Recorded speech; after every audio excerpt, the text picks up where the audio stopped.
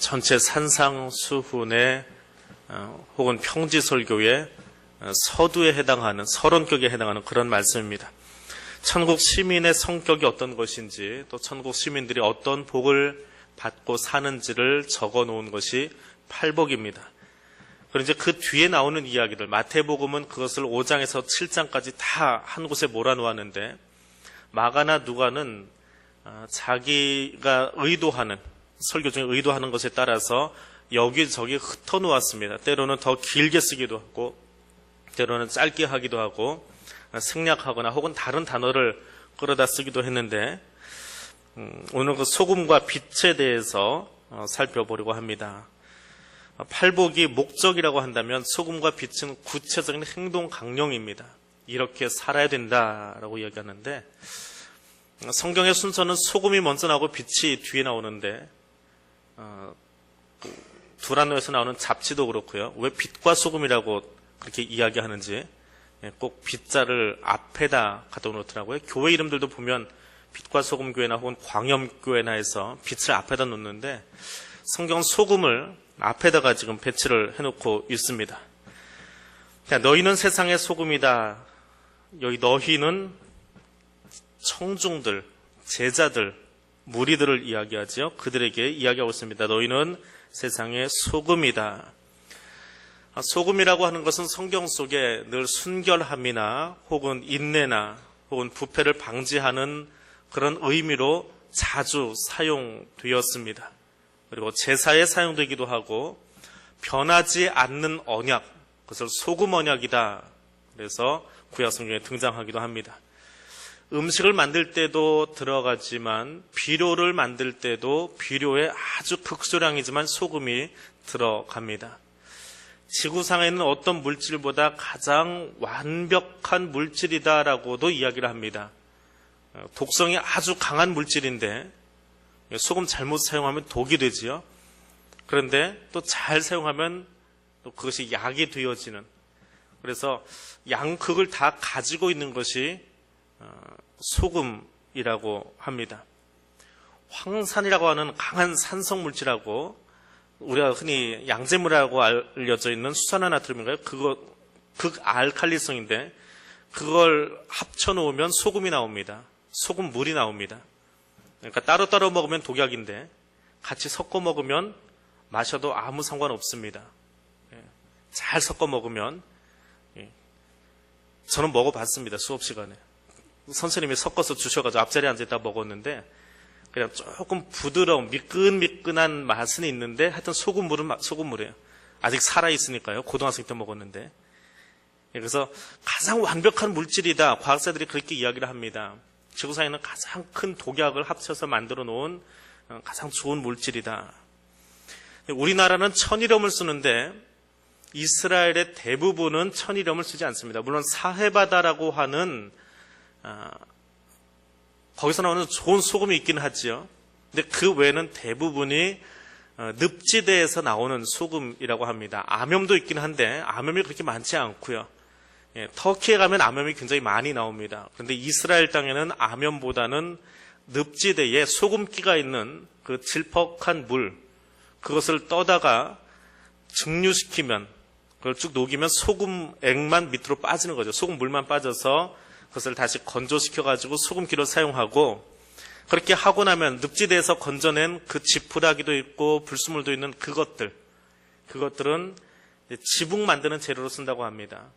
우리는 옛날 초가집 지을 때 위에다가 이제 지푸라기를 이렇게 엮어서 올려놓는데 이스라엘의 지붕은 평평한 상태로 위에가 만들어져 있습니다. 그 위에다가 이 늪지대에서 나오는 얼키설키 되어 있는 그 물질들을 거기다 얹어 놓으면 소금물이 빠져나가긴 했어도 다 나온 것이 아니기 때문에 남아있는 소금 기운들이 그 흙을, 지푸라기들을 더 단단하게 만들어주는, 마치 시멘트 역할을 하는 그런 일을 한다고 합니다. 그래서 지붕에 물이 새지 않도록 촘촘하게 만들어주는 일이 그 소금기가 있는 늪지대에서 나온 그 지푸라기들 혹은 그 물질들이라고 합니다.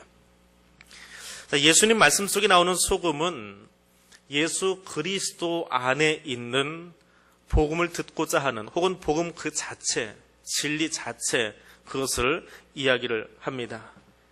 그런데 이 소금이 맛을 잃었다라고 이야기합니다. 맛을 잃었다라고 하는 것은 애초에는 소금 맛이 있었다는 거죠. 처음부터 없던 것은 아닙니다. 소금의 맛을 가지고 있었습니다. 근데 어느 순간에 어느 자리에 가서는 소금 기운이 사라져 버렸더라라고 하는 것입니다. 암염도 공기 중에 그냥 내버려 두면 겉은 소금기가 사라진다고 합니다. 제가 직접 다뤄본 건 아니라서 그냥 들은 이야기로는 그렇게 들었습니다. 그 늪지대에서 나오는 이 소금 끼는 물도 그냥 떠서 가만히 내버려 두면 위에 있는 겉으로 드러나는 부분들은 다 날아가 버리고 소금기가 사라져 버린다고 합니다. 원래는 있었던 거예요. 원래는 있었는데 소금기가 사라져 버린 강팍해진 심령들을 이야기합니다. 원래는 소금이라고 하는 진리라고 하는 완전 무결한 그 말씀을 가지고 있던 존재들입니다. 그런데 그것이 사라져버리고 이제는 지푸라기와 불순물만 남아있는 바리새인의 무리들을 이야기합니다. 근데 비단 그 사람들만 이야기하는 것은 아니죠. 오늘 이 산상순에 관한 이야기 혹은 소금과 빛의 이야기를 듣고 있는 청중이 누구라고 그랬습니까? 예수의 갈릴리 선교를 받고 달려나온 무리들, 더 축소시키면 제자들을 이야기하는 겁니다. 그리고 이 복음서가 쓰여진 시대로 다시 넘어간다면 예수님이 처음 이야기하셨을 때는 갈릴리 선교를 받고 나온 사람들이 1차 청중이에요. 근데 두 번째 청중은 누굽니까? 이 복음서가 기록되어질 때에 이 복음서를 듣고 있던 사람들이지요. 이 복음서 이야기를 듣고 있는 사람들이 누구예요? 누가가 이것을 해인사에 가서 이야기했을까요? 어디서 이야기했어요? 교회에서 이야기했어요. 그럼 두 번째 청중은 누구예요?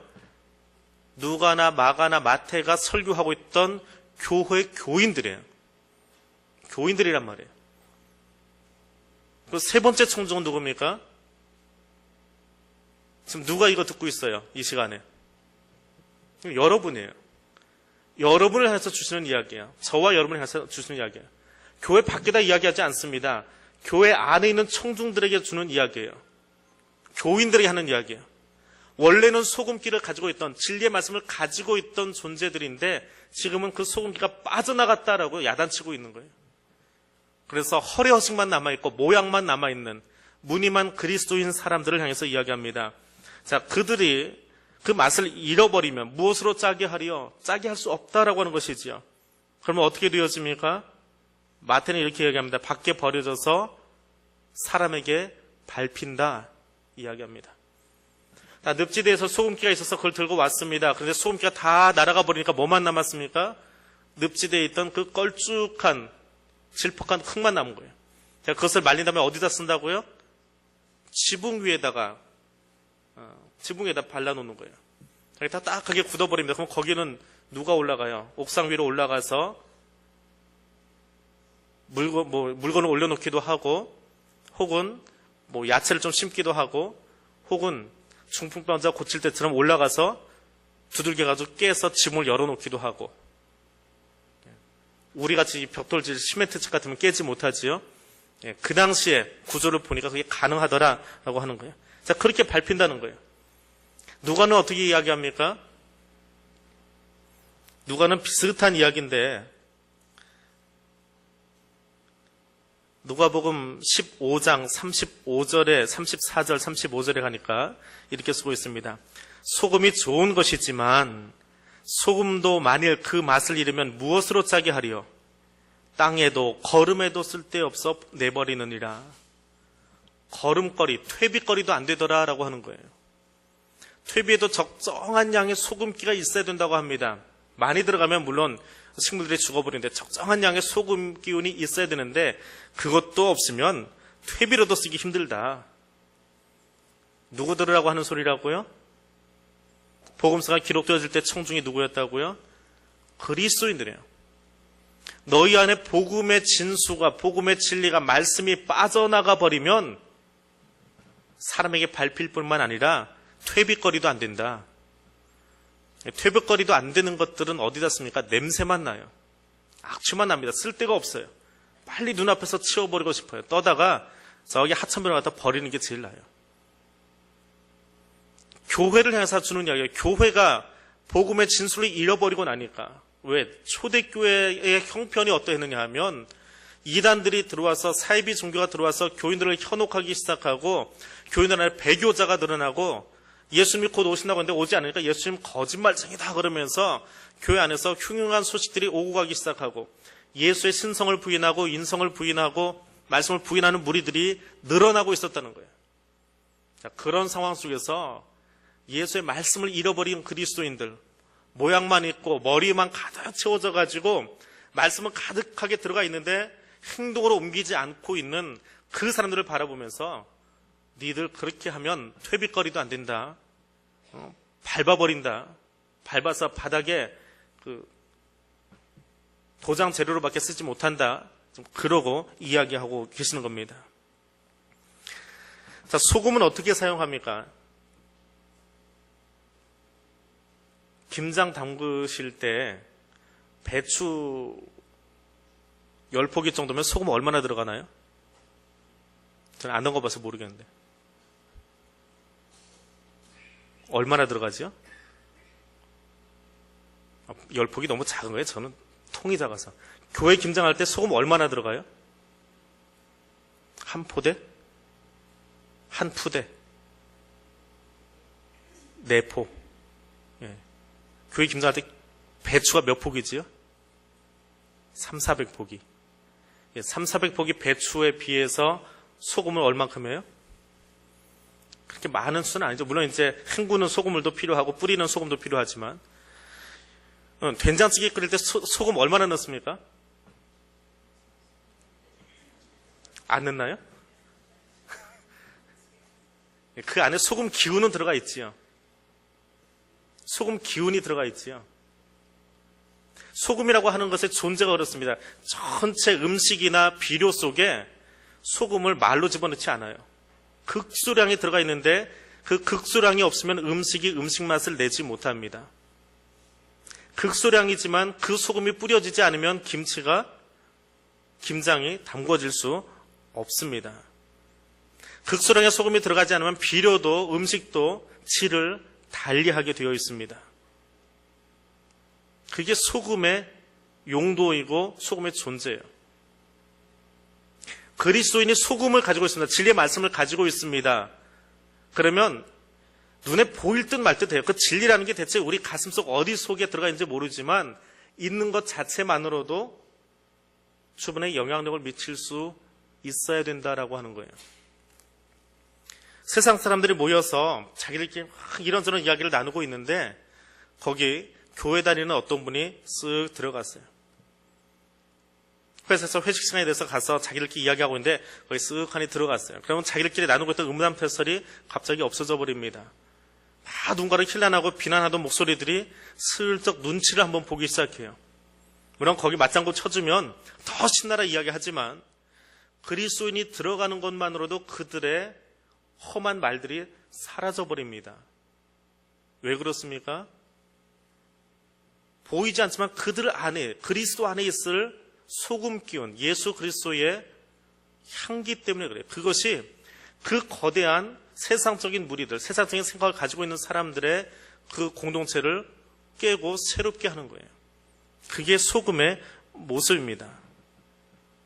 존재만으로도 세상을 바꿀 수 있습니다. 존재만으로도 바꿀 수 있어요. 언젠가 한번 교회하고 전혀 상관없는 저희 장교 동기 모임이, 동문 모임이 있어서 간 적이 있습니다.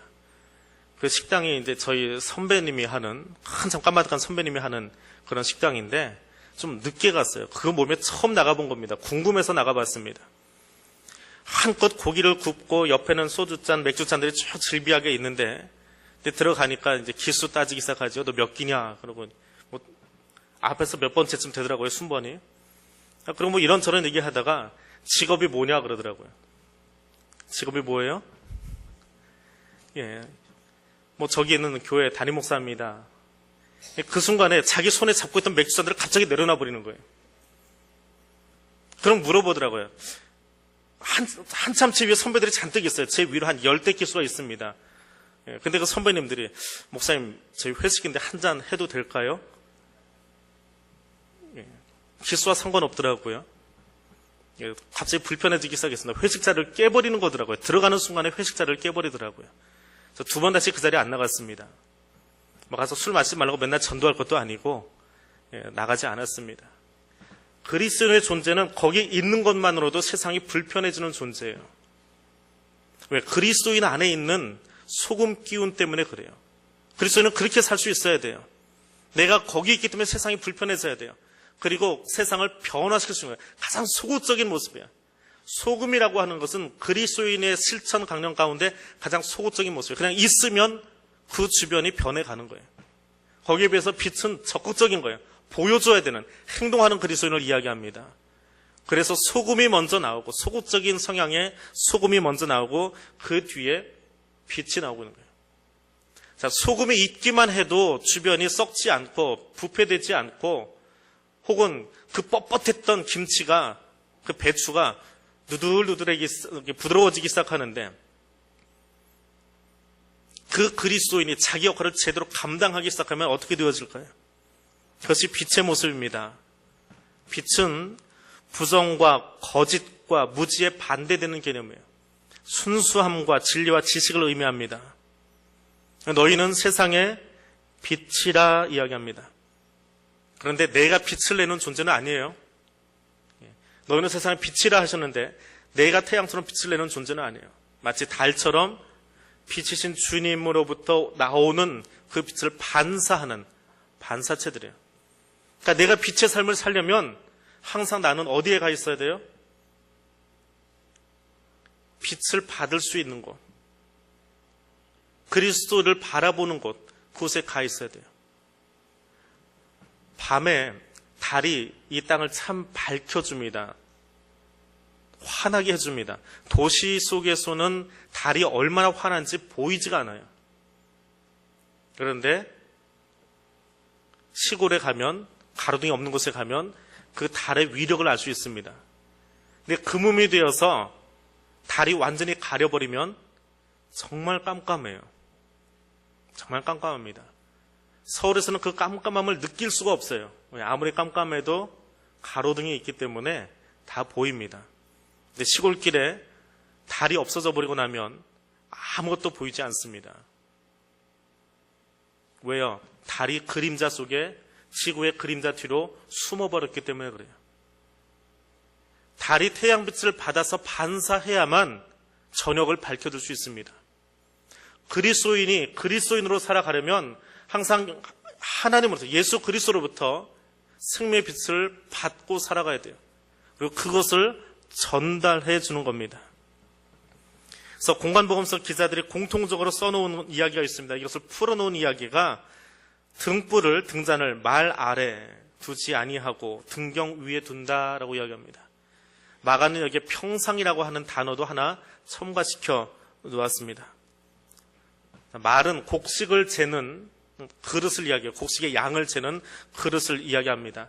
근데 간혹 가다가 이 말을 가지고 불이 꺼지지 않도록 덮어두기도 한대요.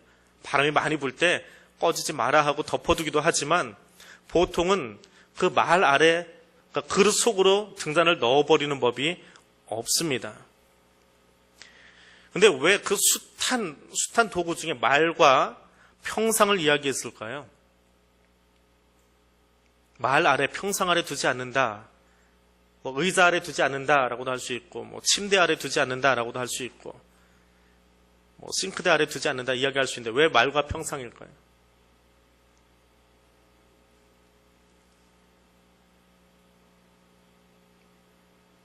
말과 평상은 이스라엘 사람들 중에 가장 가난한 사람도 집에는 다 있는 물건이랍니다.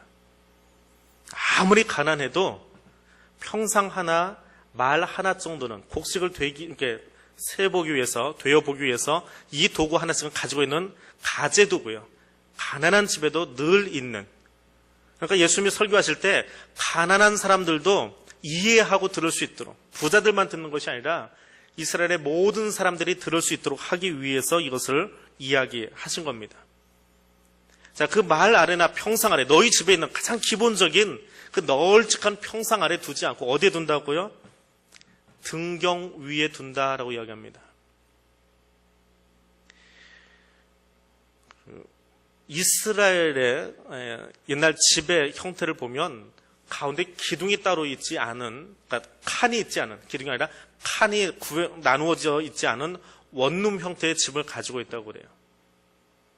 원룸 형태의 집을 가지고 있습니다. 그냥 큰 통으로 되어진 집이에요. 지금 우리 본당처럼 그냥 통으로 되어 있어요. 이 통 안에 이쪽에는 가축들이 머물고 있고 저만큼에는 부엌이 있고 이쪽에는 사람들이 자는 곳이 있고요. 그렇게 그 룸 안에, 방 안에 같이 다 들어와 있어요. 근데 등경은 어디 있습니까?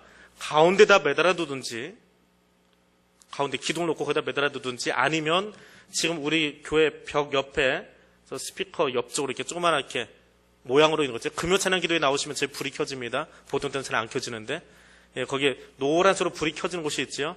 그곳 위치에 돌출시켜가지고 거기다 등잔을 올려놓아요. 근데 저곳에 등잔이 있든지 가운데 있든지 그 등잔은 어디를 비추기 위해서 있는 거예요? 어디를 비추는 거예요? 집 안 전체를 다 비추기 위해서 거기다 두는 거예요.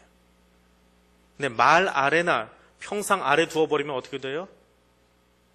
비추지를 못해요.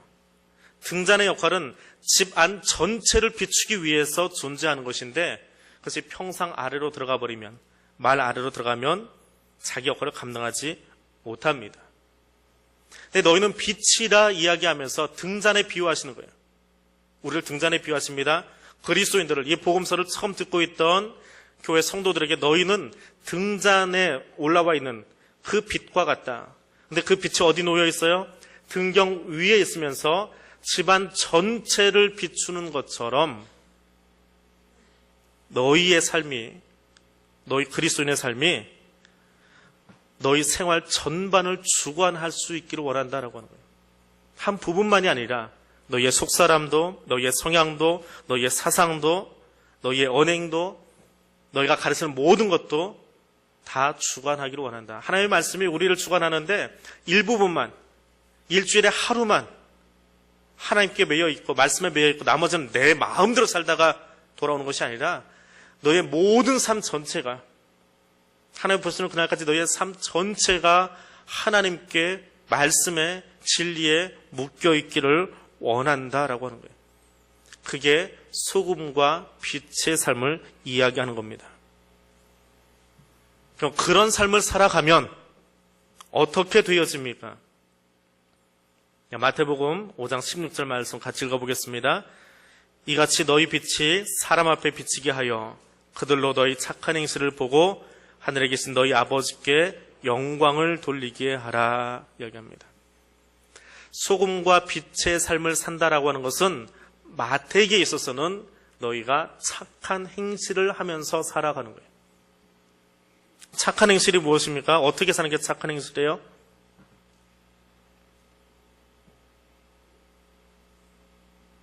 마태는 자신의 설교 가운데 중요한 핵심 부분, 예수님이 이런 말씀 하셨어 라고 하고 앞에다 몰아놓았습니다. 5장, 6장, 7장에 몰아놓았고요. 그 중에 서두를 산상수훈으로 만들어 놓고 그 산상수훈을 다시 쭉 풀어내기 시작합니다. 풀어내는 것이 7장까지 나갑니다.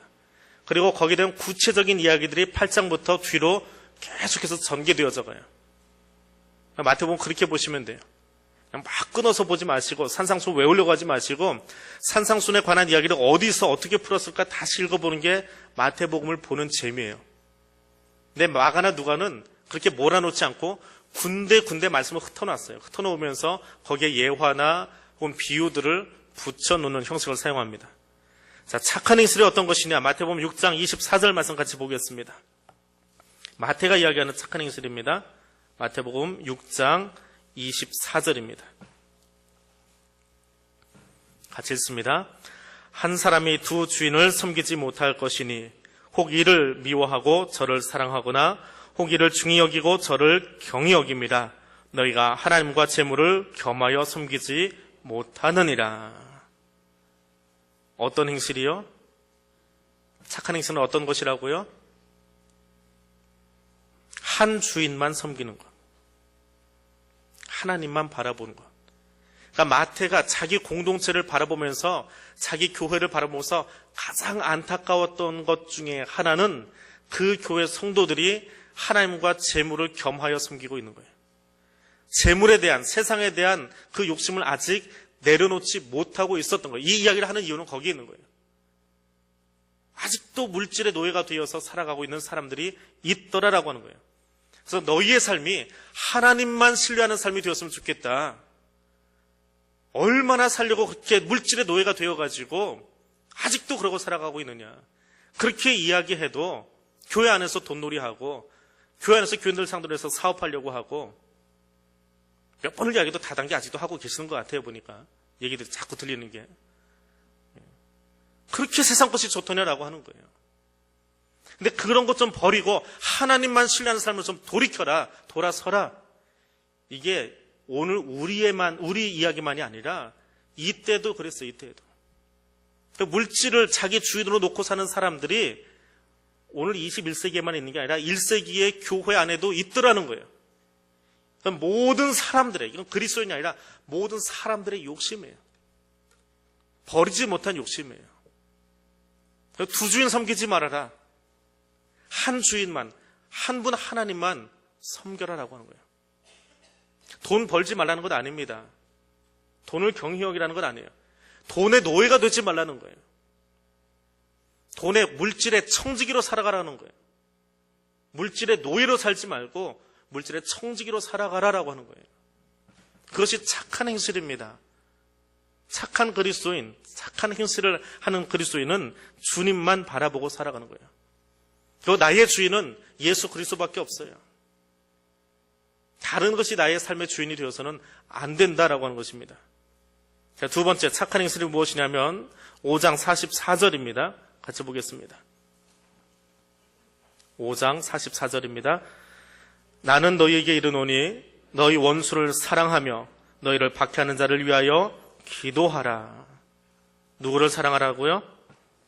원수 사랑하랍니다. 누구를 위해서 기도하라고요? 박해하는 자를 위해서. 박해받는 이야기는 오늘 이야기보다 이 당시에 그리스도인들이 훨씬 더 심했습니다. 순교자와 배교자가 매일같이 나오고 있던 바로 그때 이야기예요. 그들을 향해서 너를 박해하는 그들을 위해서. 누구요? 네로 황제를 위해서, 도미티니아누스 황제를 위해서, 로마 위정자들을 위해서 기도하라는 거예요. 교회를 향해서 욕하고 비난하고 있는 안티 그리스도인들, 인터넷상에 안티 기독교 사이트를 열어놓고 있는 그 사람들을 위해서도 기도하라는 거예요. 하나님이 그들을 어떻게 쓰실지 모르기 때문에 그들을 위해서 기도하라는 거예요. 또 누구를 사랑하랍니까? 원수를 사랑하래요. 2000년 동안 이야기해도 안 되는 이야기지요. 가장 힘든 이야기입니다. 원수 사랑하는 것. 귀로 들어서 알고는 있어요. 그것이 답인 거는 알아요. 그런데 원수만 보면 밥맛 떨어지는데 어떻게 해요? 쳐다보고 싶지 않은데 어떻게 합니까? 근데 하라는 거예요. 그렇게 살라는 겁니다. 그래서 터툴리안이라고 하는 유명한 감독이 있습니다. 이 감독이 세상 사람들로부터 들은 이야기를 가지고 자기가 쓴 책에 이렇게 옮겨놨습니다. 보라, 그리스도인들이 얼마나 사랑하는가. 세상 사람들은 미움으로 가득 차 있기에 그리스도인을 바라보면 그 사랑이 더 보인다. 보라, 저희가 서로를 위하여 죽는 일도 서슴지 않는 것을. 세상 사람들은 서로 죽이기 위해서 살아가는데 이게 그리스도인의 모습이에요. 세상 사람들이 그리스도인 보기에 달라요. 왜? 자기들은 서로를 미워하고 서로를 죽이기 위해서 살아가는데, 남을 밟고 일어서는 것으로 만족함을 얻고 살아가는데, 그리스도인은 다른 사람을 위해서 죽기를 좋아하고 다른 사람들을 사랑하고, 그 모습이 교회라는 거예요. 그래서 세상 사람들이 그리스도인을 바라보면서, 교회를 바라보면서 감당할 수 없는 존재다. 우리는 감당할 수 없는 존재다. 교회가 돈이 많아서 건물이 커서 감당할 수 없는 게 아니에요. 언젠가 말씀드렸지요. 제가 이태원에 있을 때 삼성이 하려고 했던 사건. 이 돈 통째로 자기네가 사겠대요. 자기가 개발 다 하겠대요. 도로도 만들어주고 지하철도 뚫어도 다 하겠대요. 그 20년 전 이야기예요. 교회가 돈이 있어야 얼마나 있겠습니까? 삼성만큼 그렇게 호기 부릴 수 있겠어요? 그런 것 가지고 세상과 싸울 수 없습니다. 우리가 세상과 싸워서 세상이 우리를 감당할 수 없는 단 한 가지 사건이 있다고 한다면 그리스도의 사랑을 우리 안에 가지고 있는 거예요. 다른 사람을 해서 그리스도의 이름으로 죽을 수 있고요. 원수를 찾아가서 사랑할 수 있는 거예요. 세상은 내게 유익이 되는 사람을 사랑합니다. 그렇게 애플하고 삼성하고 치고받고 싸우더니 서로에게 손해되니까 적당하게 타협하고 서로 상대방의 물건 사주고 하면서 공생하잖아요. 사업적으로는 서로 왼수지간인데도 불구하고. 그 정도의 사랑은 세상도 할 수 있습니다. 자기 유익을 위해서 그 정도의 사랑은 할 수 있어요. 그리스도인은 세상이 감당할 수 없는 존재예요. 또 마태복음 25장 34절 이후에 보니까 그리스도인은 어떻게 살아가느냐? 내가 줄일 때 먹을 것을 주었고 목마를 때 마시게 하였고 나그네 되었을 때에 영접해 주었다. 작은 자를 향해서 관심 갖고 베풀어 주는 사람들, 그것이 마태복음 25장에 나오는 그런 사람들입니다. 자, 그렇게 살아가니까, 그런 모습으로 살아가니까 세상 사람들이 우리의 착한 행실을 보고 어떻게 한답니까? 16장 후반절에 보니까 하늘에 계신 너희 아버지께 영광을 돌리게 하려 함이라. 자, 우리가 빛의 삶을 산다고 그랬어요. 내가 빛이에요. 근데 내가 빛을 내는 것이 아니라 내 빛은 어디서 나오는 거예요?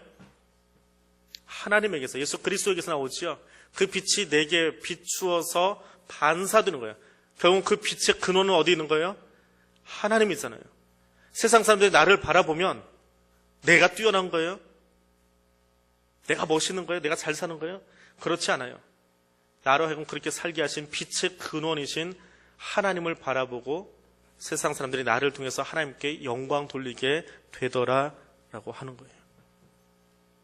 나를 나 되게 하신 것은 그리스도의 은혜다. 이제 내가 사는 것은 사도 바울의 고백과 같이 그런 삶 살 수 있기를 원합니다. 이것이 그리스도인의 모습이에요. 이것이 교회가 마땅히 지향해야 될 성도의 모습이에요. 그 모습이 얼마나 아름다웠는지 마태가 이렇게 이야기합니다. 이같이 너희 빛이 사람 앞에 비치게 하여 그들로, 세상 사람들로 하여금 너희가 행하는 그 착한 행실, 그리스도만 주인으로 삼고 원수를 사랑하고 가난한 자를 위하고 사는 그 모습을 바라보면서 누구에게 영광을 돌리게 하라고요? 누구에게요? 여기 나와 있는 대로. 우리가 아는 언어 쓰지 마시고요. 누구에게 영광을 돌려요? 하늘에 계신 너희 아버지께. 마태는 유대인 공동체에게 복음서를 기록했습니다. 유대인들은 하나님의 이름 부르는 것조차 신성 모독으로 생각하고 부르지 않습니다. 지금도 유대인 랍비들이 쓰는 모든 그 큐티, 우리말로 하면 큐티예요. 설교 문안에는 하나님 이름의 모음을 다 빼버립니다. 쓰지 않습니다. 지금도 철저히 하나님을 부르지 않습니다. 더군다나 그 지존하신 하나님을 향해서 건방지게 아버지라고 부를 수 없어요. 그분을 아버지라고 부르는 것 자체가 두려운 사건이에요. 그게 유대인들이거든요. 마태가 그 유대인들에게 지금 설교하고 있는 겁니다. 너희의 착한 행실을 보고 세상 사람들이 누구에게? 하늘에 계신 저 아버지께 영광 돌리게 하라. 자기들은 이름 부르기도 껄끄러운 부담스러운 존재인데 그 아버지께 영광 돌리게 하래요. 얼마나 그 사람들이 받는 것이 충격이겠어요. 우리는 맨날 부르니까 예배 시간마다 부르잖아요. 하늘에 계신 우리 아버지 하고 불러 버릇하니까 이게 얼마나 이게 소중한 이름인지 몰라요.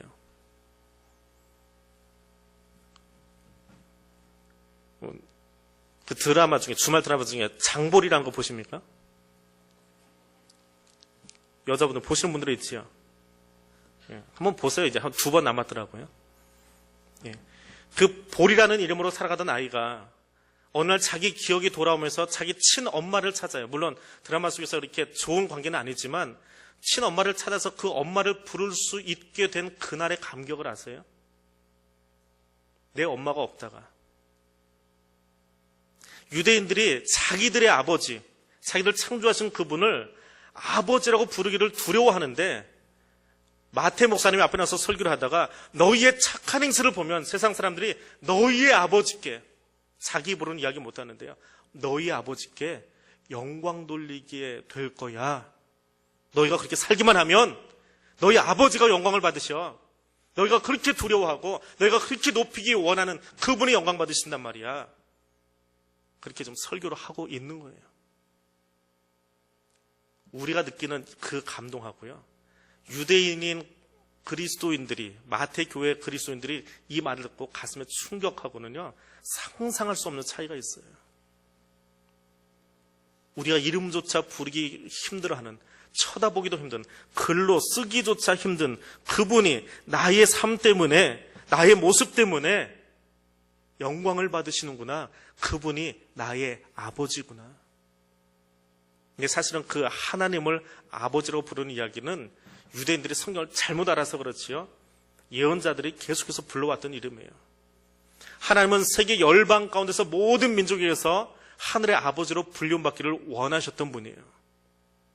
신약에 갑자기 뚝 하고 떨어진 이야기가 아닙니다. 예수님이 아바 아버지 하고 불러서 우리에게 알려진 이름이 아니에요. 하나님 스스로가 예언자들을 통해서 구약 성경을 통해서 이미 자신이 아버지로 불림받기를 원하고 계세요. 모든 사람들로부터. 근데 어떻게 하면 당신이, 하나님이 우리의 아버지로 불리워지고 영광을 받으실 수 있어요? 내가 소금과 빛의 삶을 살아가면, 착한 행실을 하면서 살아가면 그 삶을 통해서 하늘에 계신 아버지가 영광을 받으시게 되어 있습니다. 그 영광 돌리는 삶을 살아갈 수 있기를 원합니다. 마태는 이 이야기를 하고 있어요. 유대인들이 가장 충격적으로 들을 수 있을 만한 이야기예요. 소금과 빛으로 살아가면 너희 하늘에 계신 아버지가 영광을 받으신다. 그럼 마가는 어떻게 썼을까요? 마가복음으로 가보겠습니다. 마가복음 9장 50절입니다.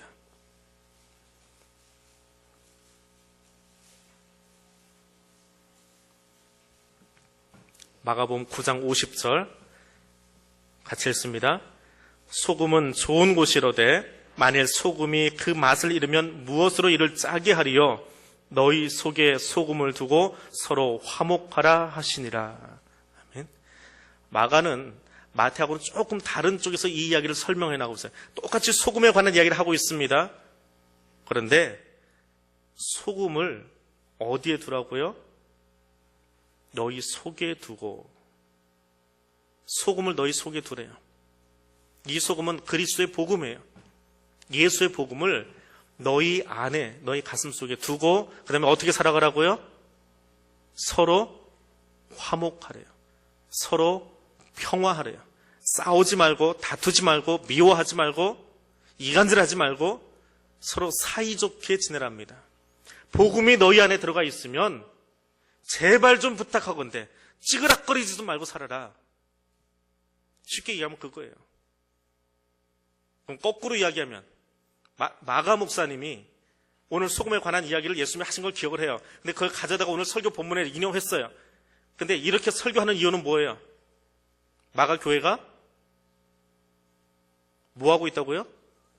싸우고 있다는 거예요. 찌그락거리고 있다는 거예요. 찌그락 맨날 그냥 싸우고 다투고 여기저기서 불협화음이 나오고 미워하고 시기하고 그렇게 이야기를 해도 원수 사랑하는 그런 거 다 둘째치고 그렇게 찌그락거리고 있더라는 거예요. 그래서 소금의 이야기를 인용하면서 마가는 어떻게 이야기하느냐? 소금이 너희 안에 들어가 있으면 우리에게도 똑같은 말이에요. 말씀이 너희 안에 들어가 있으면 제발 좀 싸움박질 하지 말고 미워하지 말고 화목하게 지내라. 사이좋게 지내라. 끼리끼리 좀 어울려 다니지 말고 파당짓지 말고. 이 병이 어디서부터 있었어요? 이 병이 제일 극명하게 드러난 교회가 어디예요? 고린도 교회잖아요. 이 복음서는 이 서신서보다 더 뒤에 쓰여졌거든요. 이미 교회가 그 모습을 보여주고 있었어요. 바울파, 아볼로파, 게바파, 그리스도파 하면서 말은 거룩한 것 같은데 싸움박질하고 있어요. 예수교 장로회, 기독교 장로회 무슨 창피한 짓인지 몰라요. 그리스도와 예수가 싸우고 있잖아요. 교단 나눠가지고 싸우고 있잖아요. 부끄러운 줄 알아야죠. 우리 안 싸우고 있어요. 우리 사이좋게 잘 지내고 밥도 잘 먹었는데요. 지난주에는 목사님 이야기에서 그 자리에 안 앉아있고 자리에 옮겨서 다른 사람 좀 먹었는데요. 얘가 그렇게 노력하는 모습 보니까 참 기분이 좋아요. 제가 보도 그렇게 좋은데 하나님 보시기엔 어떨까요? 뭔가 작은 곳에서 실천해 보려고 노력하는데 그 모습들이 하나씩 둘씩 더 모여서 교회도 하나 되어지고 한국교회 나눠진 교단들이 하나 되어지고 그래서 하나님 앞에서 한 몸, 한 공동체 이루어갈 때 누가 가장 기쁠 거예요? 하나 되어진 교단의 교단장이 제일 기쁠까요? 그렇지 않아요. 이 교회를 피로 값주고 사신 하나님이 가장 기쁘실 거예요. 하나님을 가장 기쁘게 하는 것, 그것은 말씀을 우리 안에 두고 서로 화목하는 거예요. 화평하게 하는 거예요. 화평하게 하는 자는 복이 있나니 그들이 하나님의 아들이라 일컬음을 받을 것이며. 누가 하나님의 자녀예요? 화평하게 하는 자, 화목하게 하는 자. 그럼 화목하게 하려면 어떻게 해야 된다고요? 마가 목사님 뭐라고 그랬어요? 소금을 너희 안에 두래요. 소금으로 너희의 삶을 간을 치래요. 맛을 들이래요. 내 힘으로 하려고 하니까, 내 이성으로 하려고 하니까 힘센 사람이 약한 사람 끌어다 놓고 넌 내 편에 여기 줄 서 있어. 이건 세상의 방법이잖아요. 근데 소금이 안에 들어와 있으니까 어떻게 해요? 가서 원수도 사랑하고 나를 모욕하는 자를 위해서 가서 축복기도 해주고 세상에 감당할 수 없는 일들을 한다고요. 그래서 화목하게 되어진다고요. 화평케 한다고요. 그러니까 세상 사람들이 우리를 보고 뭐라고 그래요? 저건 정말 하나님의 사람들이야, 하나님의 아들이야 일컬음을 받게 되어진답니다. 복음을 들고 화평케 함으로 세상이 우리를 바라보고 하나님의 자녀를 부를 수 있게 되기를 원합니다. 본회포 목사님이라고 있습니다. 나치 치하에서 목회하시다가 히틀러 암살하려고 했던 그 목사님이신데 젊은 나이에 돌아가셨지요. 그 목사님이 이 대목을 가지고 이야기하면서 이렇게 이야기하십니다. 보이지 않는 것으로 도피하는 것은 부르심에 대한 거부입니다. 보이지 않게 숨으려고 하는 예수 공동체는 예수를 따르지 않는 것입니다. 그래서는 드러나야 돼요. 오른손이 하는 것을 왼손이 모르게 하라. 왜 그 말씀만 좋아하십니까? 이 말씀 기억하세요. 소금이 되십시오. 여러분이 사랑하는 모든 공동체 속에 들어가서 거기 존재하는 것만으로도, 여러분이 거기에 앉아있는 것만으로도 그 공동체가 썩지 않아야지요. 근데 앉아서 같이 부안회동 해가지고 남들보다 한술 더 떠서 누군가를 이간질 하려고 하고 폄하하려고 하고 뒷담화하고 있고 세상에 안 썩어야 되는데 내가 거기서 더 썩게 만들어 버린다면 그것은 부르심에 대해서 거부하는 겁니다. 나를 부르셨는데 하나님 나 그렇게 안 살래요. 나는 차라리 저 사탄하고 같이 사는 게 더 좋아요. 그게 편해요? 부르심에 대한 거부예요. 세상에 존재하는 것만으로도 세상이 부패하지 않도록 만드는 소금의 삶을 살아가실 수 있기를 원합니다. 세상 가운데서 빛 되신 그리스도 중심으로 살아감으로 말미암아서 세상이 감당할 수 없는 빛의 사명으로 살아가실 수 있기를 원해요. 아무리 칠흑같이 어두워도요, 아무리 어두워도 다이오드 하나만한 이 성냥 끄트머리에 해당하는 그 정도의 빛만 내도요 우리 앞을 밝힐 수 있습니다. 지독한 어두움 속에서는 그 다이오드 전구, 그 빛 하나만 가지고도 길을 밝히고 걸어갈 수 있어요. 이해 안 되시면 한번 해보십시오. 저는 해봤어요. 산속에서 길을 한번 헤매다가 군에 있을 때 길이 안 보여가지고 전자시계 있잖아요. 옛날 전자시계 싸구려 1,000원짜리. 그 옆에 누르면 불이 살짝 들어와요. 근데 그걸로 발 앞을 비추니까요 길이 다 보여요. 아무리 진한 어둠이 와 있어도 빛이 들어가면 어둠은 그 빛을 이기지 못합니다. 세상이 아무리 썩었다고 해도, 세상이 아무리 부패했다고 해도 교회가 빛의 사명 감당하면 감당할 수 없습니다. 어둠이 물러가게 되어 있습니다. 왜 어둠이 남아있습니까? 교회가 교회답지 못해서 그래요. 그리스도인이 그리스도인을 살아가지 않기 때문에 그렇습니다. 내가 거기에 있어도 소금으로 안 살아가서 그래요. 그러니까 거기가 썩는 거예요. 그러니까 매일같이 신문지상에 썩은 이야기만 오르내리는 이유는 한국교회가 한국교회 역할을 못하기 때문에 그러는 것이고, 사실은 내가 그리스도를 안 살고 있기 때문에 그래요. 그 삶을 살아가면 세상이 감당 못합니다. 어둠은 물러가게 되어 있습니다. 오늘 그 빛의 사람으로 살아가실 수 있기를 원합니다. 소금과 빛으로 살아간다라고 하는 것은 산상순의 팔복은 우리의 목표가 이런 것이다라고 하는 것을 제시해주고, 너희가 가지고 있는 천국의 아름다운 모습들을 세상 가운데 영향력을 미치면서 살아라라고 하는 메시지입니다. 있는 둥 없는 둥 하고 살지 말고 내 모습을 가지고 천국의 영향력을 세상에 보여주는 자로 살아라. 그것이 소금과 빛의 삶을 살아가는 우리의 삶입니다. 오늘 그렇게 살 수 있기를 원합니다. 그래서 기도하겠습니다. 하나님, 지금 내가 앉아있는 이 자리를 거룩하게 만드는 청지기가 되겠습니다. 멀리 보지 마시고요.